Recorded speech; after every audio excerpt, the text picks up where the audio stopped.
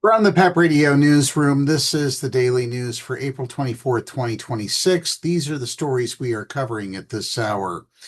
President Donald Trump said Israel and Lebanon have agreed to extend a ceasefire between Israel and Hezbollah by 3 weeks after talks at the White House on Thursday.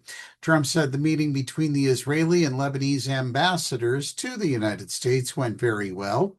The meeting was the second high-level negotiation between the two countries since last week.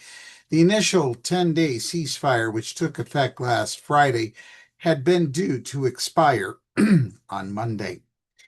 Turning to other news, Trump and bankrupt Spirit Airlines. He says, I think we just buy it. President Donald Trump on Thursday said he was looking at the options available to have Spirit Airlines funded by taxpayers through a federal takeover in a last-minute push to save the bankrupt budget airline. I think we just buy it, the president told reporters. We'd be getting it virtually debt-free. They have some good aircraft, good assets, and when the price of oil goes down, we'll sell it for a profit. I'd love to be able to save those jobs. I like having a lot of airlines, so it's competitive.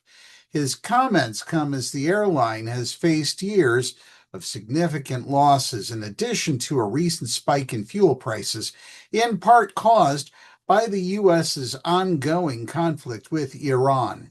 The airline filed for Chapter 11 bankruptcy protection in November 2024 and again in August 2025.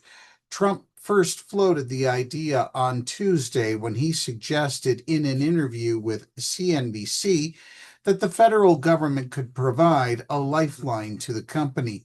I'd love somebody to buy Spirit. It's 14,000 jobs, he said. Maybe the federal government should help that one out. Reporters also noted from Reuters on Wednesday that the Trump administration was closing in on a deal to bail out Spirit with $500 million in government-backed financing, alarming Republicans and Democrats alike. In other news, the National Transportation Safety Board report claims the driver of the fire truck at New York's LaGuardia Airport misunderstood directions for the fatal Air Canada crash. The driver of a truck that collided with an Air Canada passenger jet last month received directions to stop the vehicle, but didn't realize they were for him, according to a Thursday report from the National Transportation Safety Board. The March 22nd crash at LaGuardia Airport killed both pilots of the Air Canada jet and seriously injured 6 people. In the minute leading up to the crash, air traffic control had cleared the fire truck to cross runway 4, which the Air Canada flight was approaching during its final descent. The report states, seconds later, the driver heard stop, stop, stop on the radio, but did not realize who the directions were meant for. It wasn't until an air traffic controller yelled, "Truck 1, stop, stop, stop," that the driver realized, but he was already on the runway, according to the report.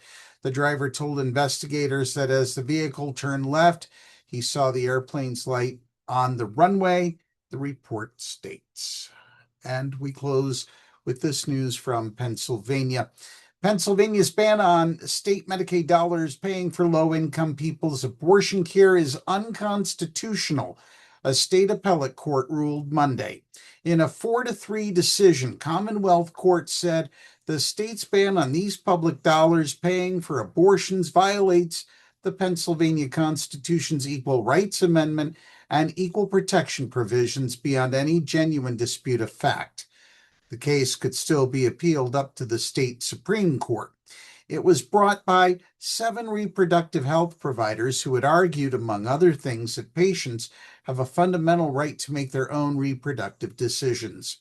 In the court's majority opinion, Judge Matthew Wolf wrote that recognizing this fundamental right is necessary to restrict state government to its proper sphere, thus protecting our liberty. In a dissent, Judge Patricia McCullough accused the majority opinion judges of moving too quickly and ruling by judicial fiat.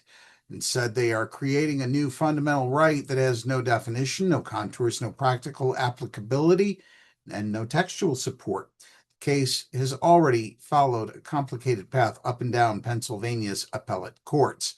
That's the news at this hour. PEP Radio is available on the Live 365 app, the PEP Radio page at paequality.com, fmstream.org, Streama, Roku, and Alexa.